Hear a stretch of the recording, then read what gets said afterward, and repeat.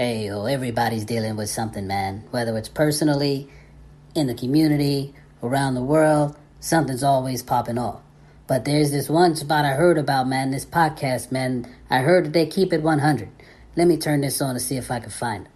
No, I'm not a writer. Okay. Yeah, that's it, right here, son. That's what I was telling you about.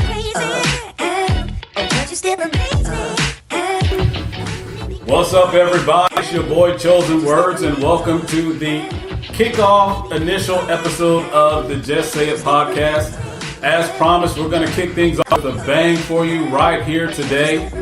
We're pulling back the curtain on this R. Kelly situation. I have a few guests in studio with me today as we are going to dive in depth on this subject. We're going to take it from A to Z. We're going to go back to the beginning.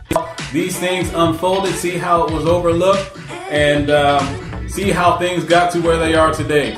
We're also going to talk about some ways that we can see or identify this type of individual so that the women, our mothers, our sisters, our aunts, our grandmothers, whomever it may be, so that we can identify this to begin to identify them early so that we can cut these things off before they escalate to a point to where this whole situation is. So again, my name is Chosen Words. I thank you for liking, following, and sharing the broadcast with a family member or friend. Live in studio with me today, I have two specialists. I have Darty. Darty, how are you doing today? I'm great. Hey, guys. All right, and then we also have my brother Amari. Amari, how's it going? Awesome. All right, so we're talking about this R. Kelly situation, which we know is a hot topic right now going on, in the nation, particularly in the black community, because it appears it's been overlooked for so long now. Darty, what do you think about this initially, before we get too far into it? Initially, I think...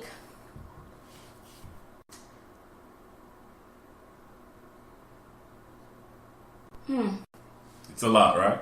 It is a lot. It's crazy. Initially, this is what I think is crazy. From the beat, we all knew. Initially. What about you, Mari? What you think? What do you think about your initial reaction to everything that's kind of unfolded? One of my same frame of thoughts is the timeline. Just like within our families, we know that certain situations or people like this exist. But why is now the opportune time that everything is unfolding the way that it has? Because there hasn't been anything really new that was presented. I don't know. I didn't watch the Lifetime special, so I'm not privy to all of those interviews. But we pretty much know everything, like Darty said, that we've known for years, but we've still supported this man. So why now?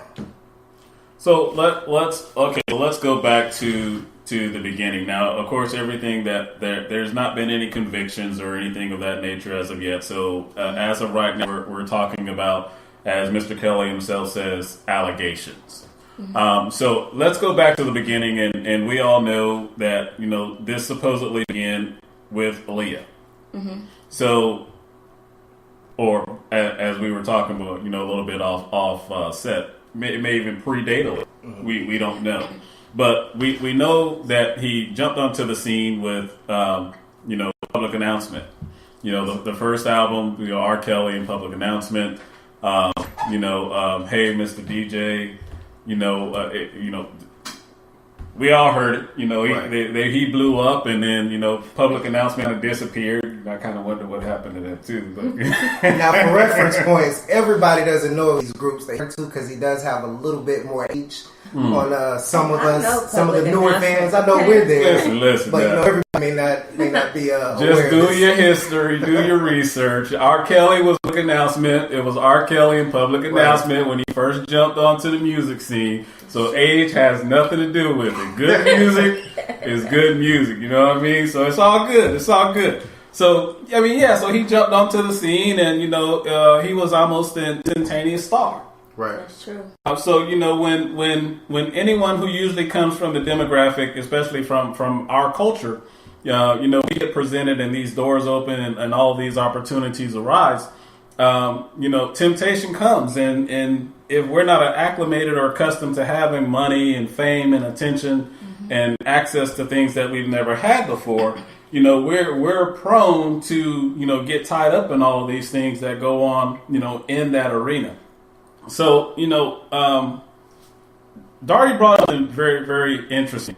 And I know you may not have had an opportunity to this, but, you know, as we're talking about this today, you know, we're going to really dig and get to the root of this issue. Now, again, everyone out there, this is our opinion. You have your own opinion. That's fine. I mean, we've done our due diligence and doing a little bit of digging before we just jumped on the air to start talking, you know, blasphemy or whatever you want to call it. But, you know, Darty, you did find a hidden gem, so to speak. And, you know, allegedly, we don't know if this did or did occur, but, you know, his brother said that in an interview that, you know, he was, well, I'll let you share. Yeah. So I saw this video. His brother name is Kerry Kelly, of him explaining what happened to them when they were younger with their older sister, who he said was about 18 at the time, and it started with Kerry Kelly around 4. So I believe R. Kelly is 4 years older than his younger brother. So, you know, I had to start with him as well at 4, if it started with his brother at 4. But he was just on there explaining how his sister used to molest them and how it was between him and Robert R. Kelly, where one person could go outside with the older brother and one person have to stay back in the house. And that person staying back in the house had to do certain things with his sister, how he was explaining on the video. Now the sister was older? Mm-hmm. Okay. The sister is the oldest. Okay. So it's 4 of them. One brother in jail, you know, Kerry Kelly, Robert, and his older sister. But I forgot his sister's name. Okay. Mm-hmm. So when we look at this dynamic and how everything that is coming out into the public persona is unfolding, this started in his youth. Mm-hmm. And we all know as kids, we all went through our own different intangibles and circumstances growing up. But, you know, a child is an innocent plate or innocent slate. You know, they can only do what they were taught. So now, again, we're not condoning anything that's been done to any of these young ladies. But in order to really get to the root of an issue or get to the root of a problem, you have to begin to identify where did this all start. Because, you know, no child wakes up in the morning and just says, you know, hey, I'm going to begin to prey on young ladies in their late teens. And, you know, when they become of age and, you know, they're going to become my sex slaves or, you know, my women or my... If this did in fact happen with his sister, you know, fondling them, molesting them, taking advantage of them. And I even believe in part of the video it said, you know, that, you know, his sister was doing some of the same things to them that he's doing to these young ladies right now, right? Right, like keeping them in the house, like can't talk and stuff like that. According to what he was stating on the video, according to what R. Kelly allegedly is doing to the young ladies now. So this is a learned behavior. Now, I studied some, you know, psychology and, you know, all that good stuff. But, you know, children can only do what they're taught, or they can only absorb what transpires in the atmosphere that, you know, they are raised in. So, you know, when we look at, you know, what his brother is saying is, hey, listen, this happened to us. You know, and understanding this is a family member, so, you know, they're probably not wanting to come forward, or they're probably scared. So as a young boy growing into a young man, and then now, you know, an adult and an older man, you know, he's used to this is his normal. Right. So, you know, now that, you know, people are, you know, coming out challenging this, well, no one ever challenged this from the time he was knee-high to a grasshopper. So this is his normal. You know, who's going to, well, not that who's going to necessarily stop him now, but, you know, it's almost like breaking through a 10-foot concrete wall. Right. Because this is something that's solidified in his psyche now that, hey, you know what, this happened to me. Nobody stopped it from happening to me. So this has to be right. Right. That's true. And, you know, it's crazy, you know, as we were watching the the video, surviving R. Kelly, his ex-wife or came out and said, hey, he writes about these things in his song. So, that got me to thinking, okay, well, I mean, and we've all bought R. Kelly music. We've all listened to R. Kelly music. And he let's give the man his due credit. He's a musical genius, right? Now, the key is that we all know that some of the smartest people that have ever existed in the world, they've either been very good or they've been very bad. And there usually is no middle ground. In this case, unfortunately, it's on the worst side of the spectrum. So let's take a look into a little bit of his music. I believe after the R. Kelly and Public Announcement album came out, the next song that came out was Bump and Grind. That pretty much said a lot. that type of music. Real quick before we go into that, one of the things that really that you said was I deem is very important. I was looking at an interview that Tyler Perry did with Oprah Winfrey, and he was speaking about the abuse that he received from his father, physical abuse, I believe it was. And one of the things that he said was breaking ground for him as far as getting through that and being able to still foster some type of a relationship with his father was understanding that his father had a story as well. Right. Just like he had his story of, his backdrop of what he experienced through his father's upbringing or, through his personal upbringing and his encounters with his father. He said he was really able to kind of forgive and move past some things once he understood that just like himself, his father had a backstory. So his father had things that happened to him, like you said, generational things. So not to say that forgives or excuses any type of ill behavior, but it's important, especially for the victims, I believe, in order to move forward, that they understand that, that there is a backdrop, even to their oppressor, as far as what they experience as victims. Now, the Tyler Perry situation, and that's a very good point that you brought up, you have to come to a place of first acknowledging. Right. And I think that's where the issue is with this whole situation of circumstances, because this has been going on for so long now.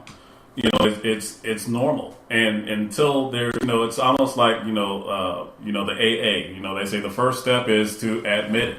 If you can't admit it, then you don't acknowledge the problem, and if you don't acknowledge the problem in your mind or in your world and atmosphere, there is no problem. Right. So I think what you're saying is very key, and the first step in this is he has to come to a place of acknowledgement, and that's what his wife was saying, Darty. In the videos, hey, Robert, you need to make reparations. You need to make amends with these women that you've done all these things to. That you need to acknowledge what it is that you're doing. So at what point? I'll take it a step further, right? Because in the Surviving R. Kelly video, we had one of his former employees come forward saying, he had connections in the Chicago Police Department and the Atlanta Police Department and all these police departments where when the parents were trying to get, I guess what they consider wellness checks to make sure their daughters were, okay, the police were tipping him off that, hey, they're calling, to check on their daughters and we're going to come by. That's a problem. That is a problem. And that's a big question mark. Like, why is stuff like that permitted in our society? And I won't even say if you have a certain level of affluence or status, but why would something like that be allowed or tolerated? Money. I think it goes deeper than money, though. Why would law enforcement make those types of exceptions, in this case for Mr. Robert Kelly, or whomever it may be? Because we can name a lot of different people of different backgrounds and different colors that those exceptions get made. And I don't think that it's always just motivated by money. So so you think that they're now again we're just hypothetically speaking here because we don't want to throw out any allegations. What you're saying is there may be some potential benefit for those who are 80. It has to be. Yeah, has to be. So think about this, right? He's doing what he's doing.